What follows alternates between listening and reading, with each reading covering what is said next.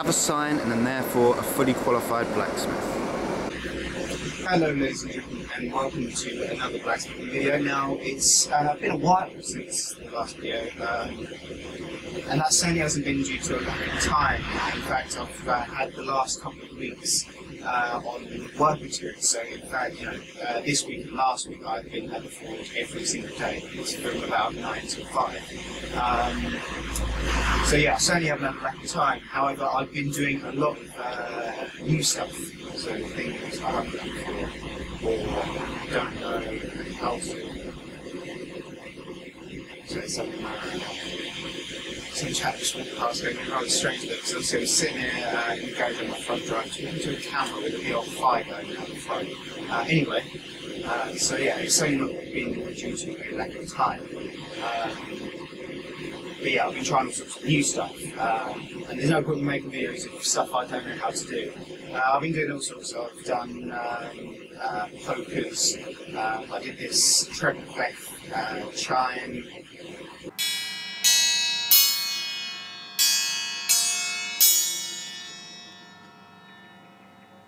I've been doing some hooks. Also been doing some knives. I managed to save. My mum wanted to throw away an old mahogany door, which really sit in the loft, taking up space for ages. Now, my dad put a stop to that pretty quickly. He was seeing very, very expensive firewood. However, I just saw 100 knife handles, so I managed to requisition that. And this has been this is really my first proper attempt to doing a knife handle. So this is kind of a bit of a rough knife. It's got a bit of a, I think it'd be quite good on a camp using cooking, something along those lines. Oh yeah, I also did I had my first commission, which was a Viking 6. That was for a chap in America. Yeah, I sent that up a while ago, so I'll only put pictures now. But that's all polished, and God, did that take a lot of time. I sat there for 30 hours with the fire and sandpaper, getting that thing to a bit of a satin, semi-polished finish sort of thing. Anyway, it's not what I'm going to talk about in the video. I've been making quite a lot of little knives, and this is one here. I carry this around. I just use this as my personal sort of utility knife. It's great for just cutting string and all sorts around the shop. So I carry that one with me. But these are what. See how much organised I am these days. I put these by me and start thinking. So I didn't have to go rummaging through like I normally do. Anyway, these are what I'm here to talk about. These are blacksmith knives, or Viking women's knives, as they're called, quite commonly. Now these, as the name implies, were supposedly carried by Viking women. While I find that's quite possible that they were carried by Viking women, I can't help but think that these were more like the standard utility knife. These would be well designed to hang on a belt. Just a bit of string there, or sometimes they're worn with a sheath around the neck. And the problem with that is that Viking women, there's little evidence to suggest that Viking women did in fact wear belts. In fact, there was one, I remember, in one of the old Norse sagas, there's quite a specific mention to the fact that, oh yes, she put on her belt as if it was something unusual. So I kind of doubt that this was like, standard issue Viking women's knife. However, these are simple to produce compared to the equivalents, which would be the 6, which would be polished and stuff, and that would take a long time and be very expensive for blacksmiths to produce. So one sells you 6 to 5. Anyway, yes, that's all I was saying. Yeah, a Viking 6 will take a long time to produce and be expensive. Now, I know even with modern equipment and techniques, it took me a good 3 days to make a polished 6, and that's not, a Viking, and that's not with a convenient kind of stock. A Viking would have, stuff with bog iron.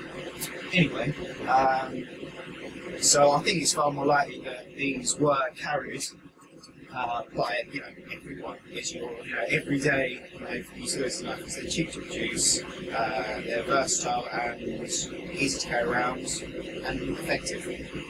So yes, that's my belief on those. Now we're going to be starting off with this 1/8 by 1 inch stock.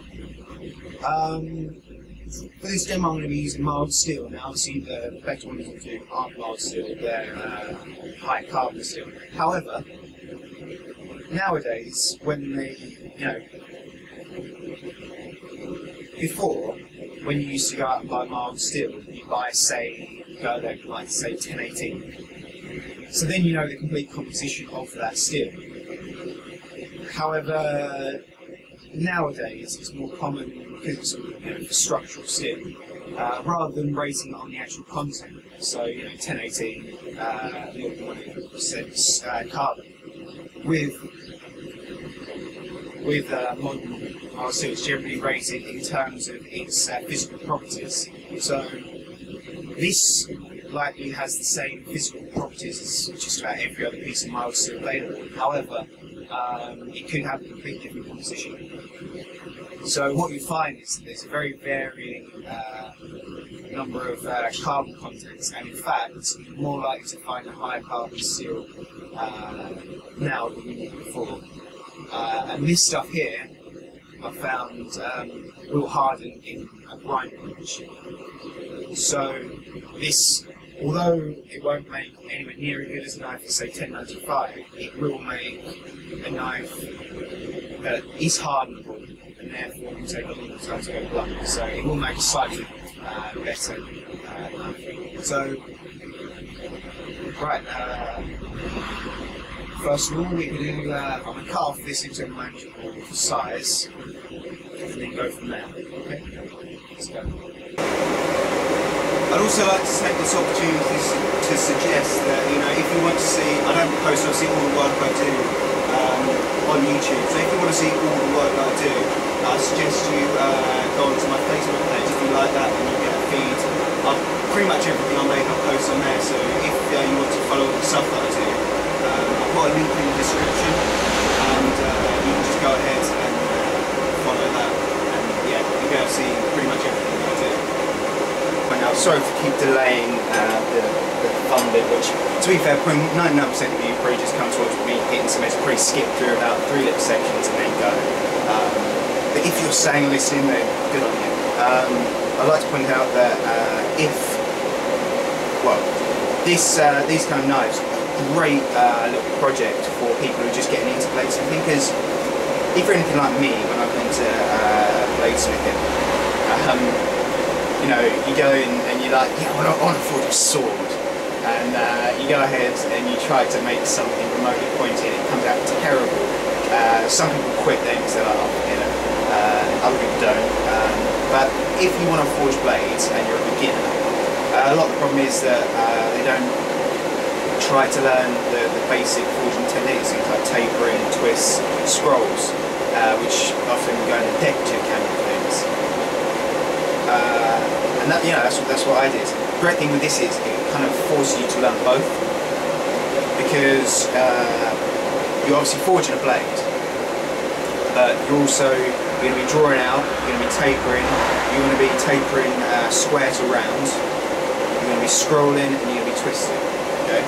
So there's lots of elements going into this, which makes it really good. Also, the great thing is that it's quite simple. I know, again, when I first started, I wanted to do all these complicated, flashy knives, and I'd spend about 3 weekends working on something, and in the end, I'd go to polish it, and it'd be too full of hammer marks, and I'd be like, oh, that's 3 weeks of forging wasted.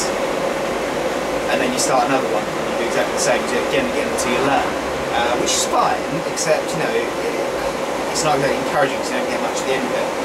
With these, I take it about an hour to do one of these. You can do it less. If you're beginning, you probably do it more. And while at the end you may not come out with something that looks exactly how you want it, you come out with something workable in the end. So that's a great thing. It doesn't waste a lot of time, and the chances are you will have something to show at the end of it. And I think these are much nicer than those railroad knives. I don't see the fascination with those, to be honest. They're good practice, but you know, they're not the best. I don't know why everyone thinks they're great for making knives. They're not even a high carbon steel. Another matter entirely. So I promise that this is the last time a randomly cut to me before actually getting on with the forging. So first thing we're going to be doing is drawing out. Well, I'm going to cut it off first, then we're going to draw out the tank. I'll talk through that as I do it.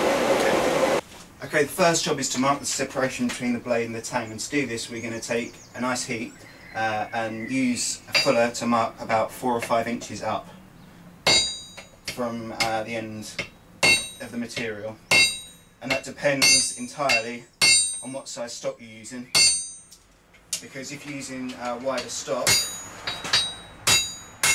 then if you're using wider stock, then you take a shorter section. You've got to kind of go by eye here. Okay, so we've got it started, and now we're going to forge it up to the width of that is going to be the same as the width of the material, so you get a bit of a square going, sort of thing.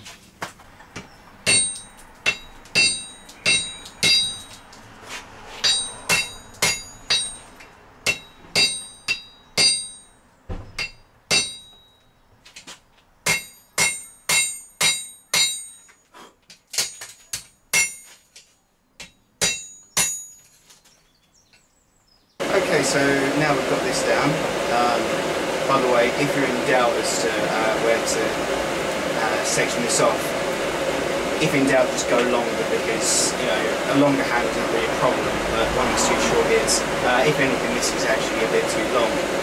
Anyway, so now it's going to be probably the hardest, well, not the most difficult, but the hardest bit of work we're going to do during the video, and that is going to be drawing this right down to a, first of all we're going to draw it down to a kind of a square shape, so sort of bearing in mind this is quite hot, but you're just going to be carrying a line along here sort of thing, so flattening this right down, keeping this straight,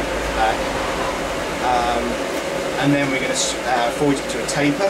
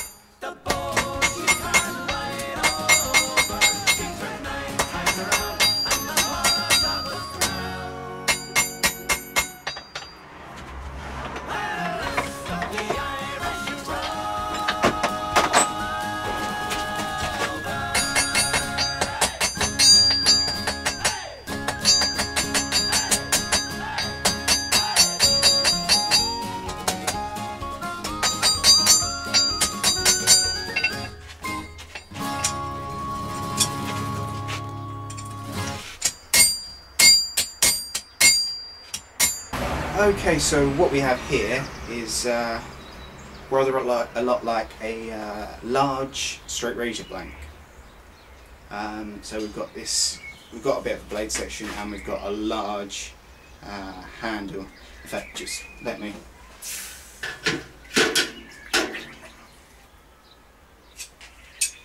There we go. I won't mind being able to hold it. So yeah, we've got this large tang section and the blade section. Now you've got a choice here. You can either carry on and finish off the handle, or you can start working the blade.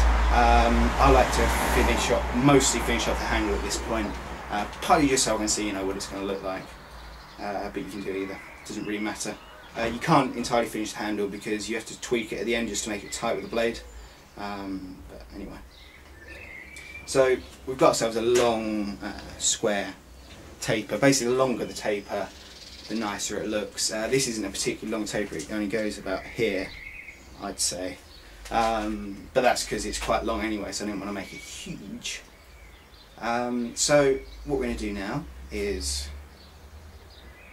first of all, we're going to heat up a section like this. We're going to twist it, and because it's square, you'll see you get the twist. Then once that's done, we're then going to forge this either octagonal or round. Either looks nice. Octagonal actually looks quite nice.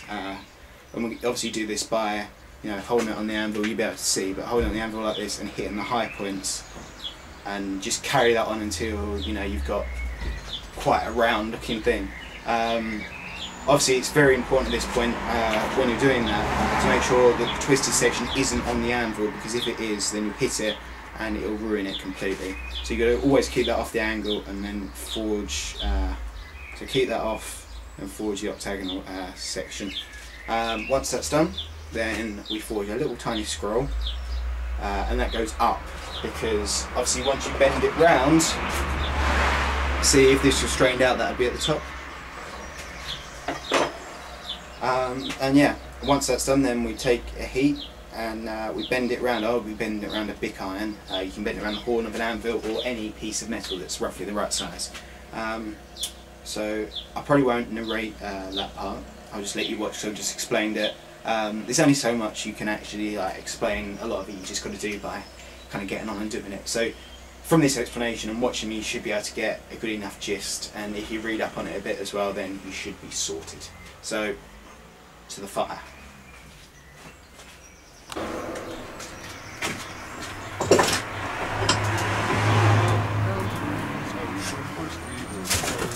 It seemed uncomfortable,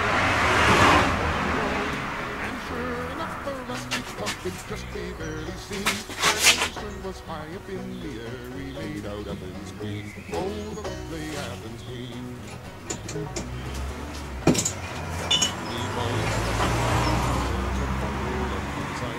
So let us go and have a view and wait until low tide. And if the sea's not kinder and the glass is we will let some for some stories back and see what they see on the lovely Athens Queen. Some songs and old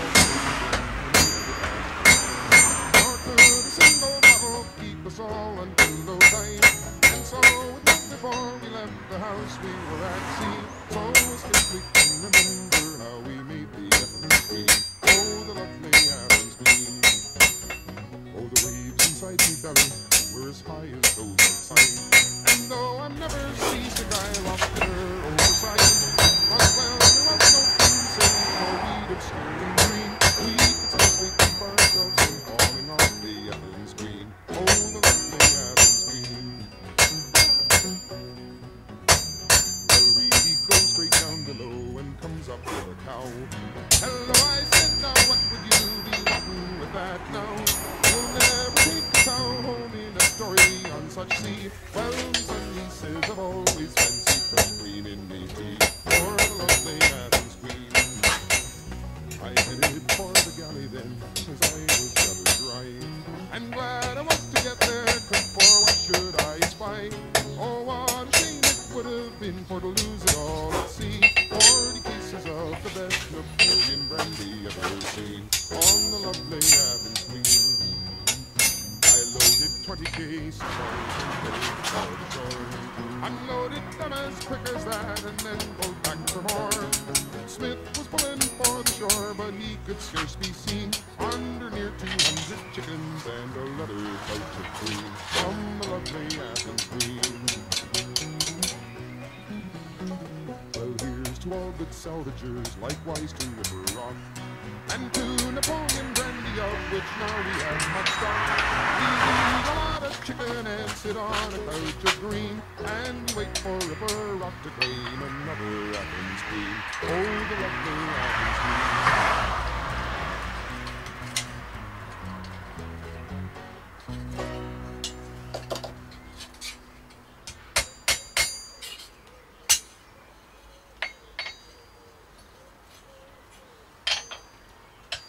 On the first heat, just heat the part you're bending.